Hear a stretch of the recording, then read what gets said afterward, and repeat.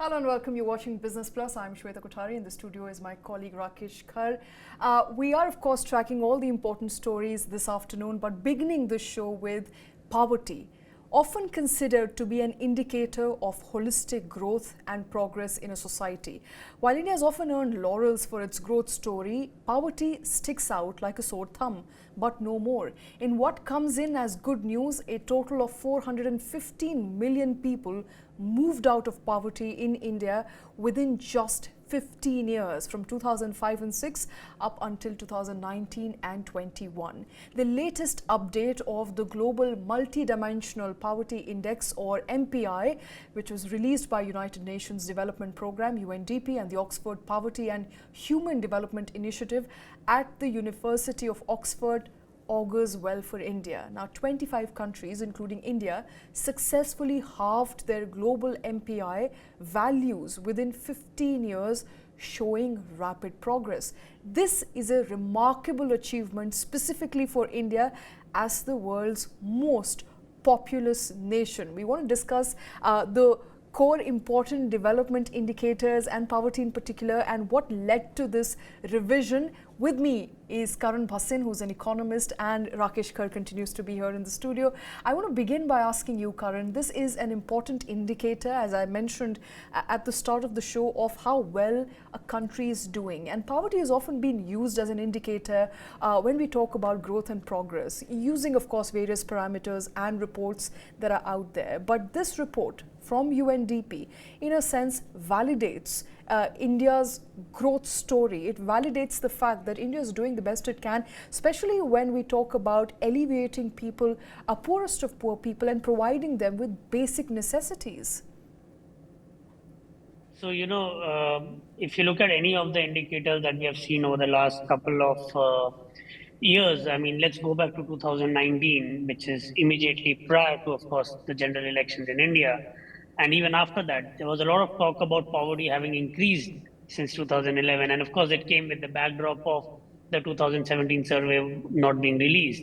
And I just want to go back in time to that moment, because even at that point, it seemed counterintuitive to argue that poverty did not decline post 2011.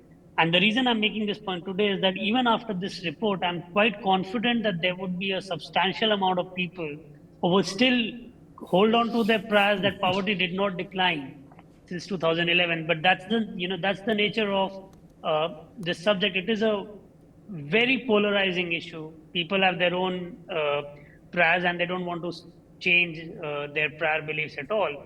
But we can't argue with data, we can't argue with statistics. If you look at 2011 and compare it with say 2019 or even 2019-20, remember the multidimensional indicator that we have, the survey was actually conducted right in the middle of the pandemic. So some amount of states were surveyed in 2019-20, and then some states were surveyed in 2021. So despite that kind of income stress, despite that kind of pain that people were feeling at that point in time, what we now know is that poverty did not increase in India.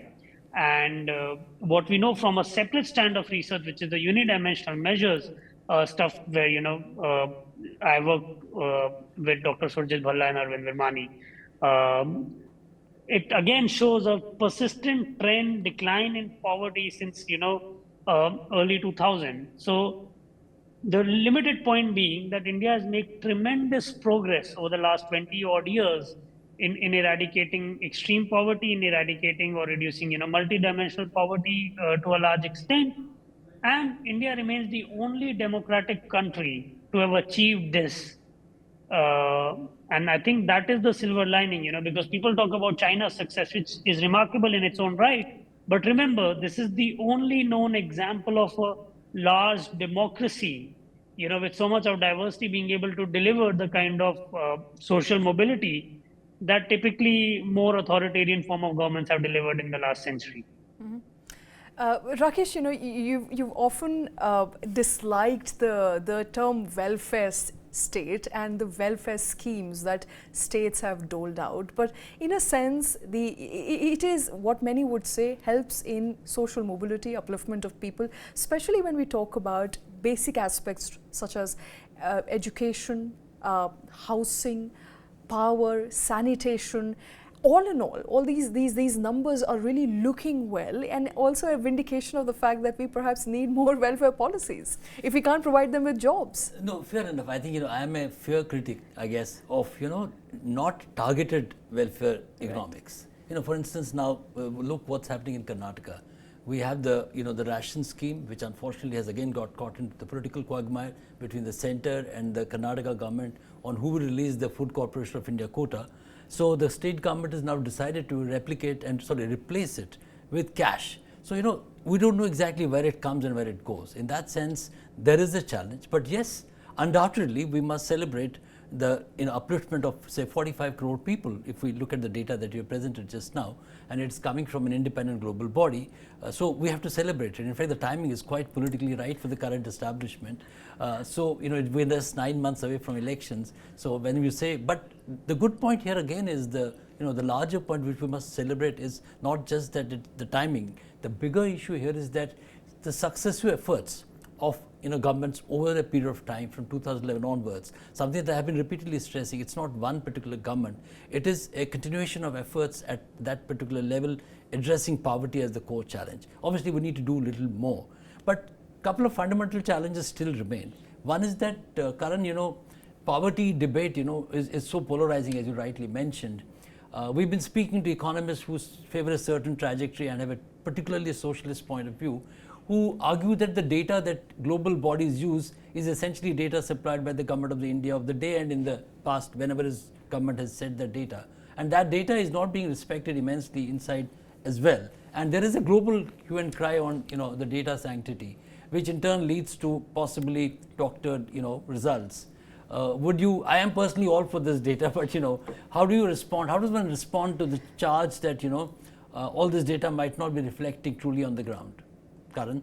So let me make 2 or 3 quick points here. This particular issue of multidimensional poverty, the underlying data is the DHS survey, which of course is funded, aided by independent agency in the US, and it's conducted in many developing countries, not just in India alone. And this is the National Family Health Survey, the NFHS data set that we have. So we had the survey in mid 2000s, and then we had another one in 2015, and then of course this one happened.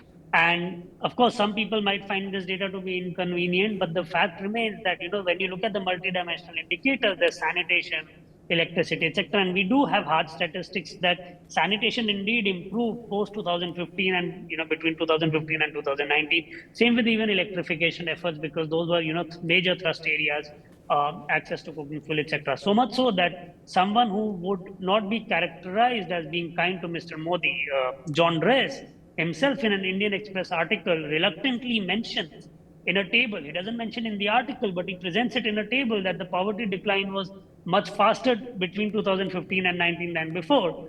So clearly, it's as far as data is concerned, this data is widely used, and since it's aided by a external agency which hosts this unit level data. So if I want to access the NFHS surveys, I can't do it on an Indian government's website. I have to actually go on the DHS website to get it.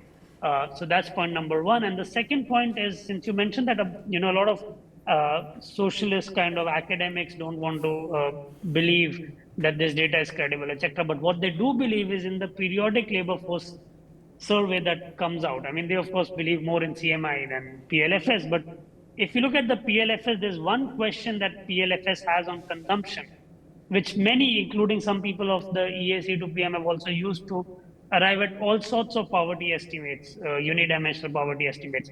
But where they're conspicuously silent, and I'm using this word responsibly, conspicuously silent is to use the same statistic that they find acceptable to generate poverty estimates for generating inequality estimates. And why I say they're conspicuously silent is because that particular statistic shows a consistent decline in consumption inequality in India from 2017 till 2020 to 2023, even 2021, 22. So it's a very consistent decline that we see using this measure. But when you open the newspaper, when you talk to academics, when you talk to anyone who's an economic commentator, they would say that inequality has in fact increased. Yeah, so Whereas you have hard. Yeah.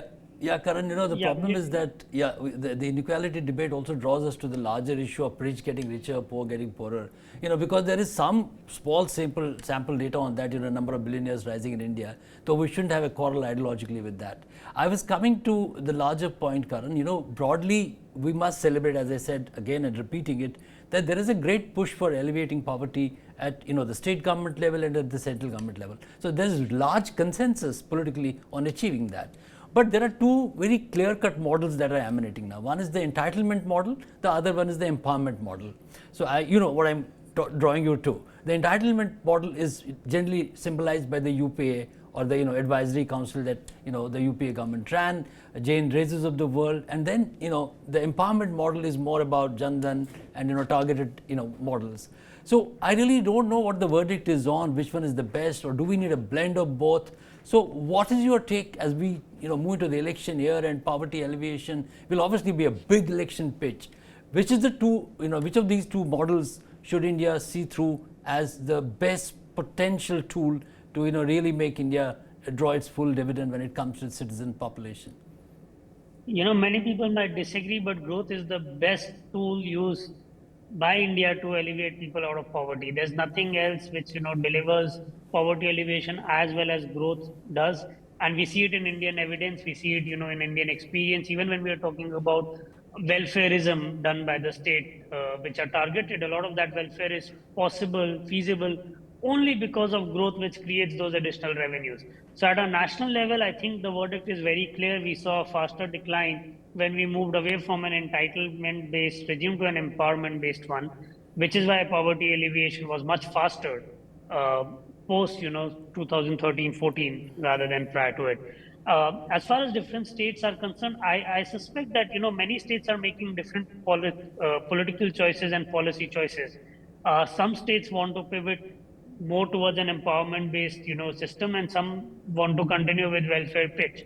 The problem, of course, is that if a state, say like Tamil Nadu and Karnataka, want to be a more welfare state, and they're able to generate investment, they're able to generate growth, they will be able to afford it. So it's a question of whether you can afford it or not. But if a state like Punjab wants to do it, it obviously does not have the resources to be able to build an welfare state. So that's the choice that politicians must make, and they have to make that choice responsibly. Absolutely. I don't know if they're making that choice responsibly at the moment, and that's why I have my reservations.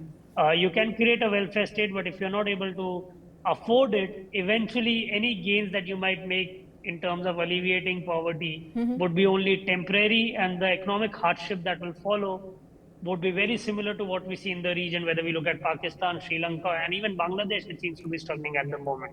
Right. So we must be conscious of the model that we want to pursue. Tough pitch, whether to be a welfare state, whether to empower. Karan, An interesting point breaker. Karan, appreciate you taking time out and joining us this afternoon.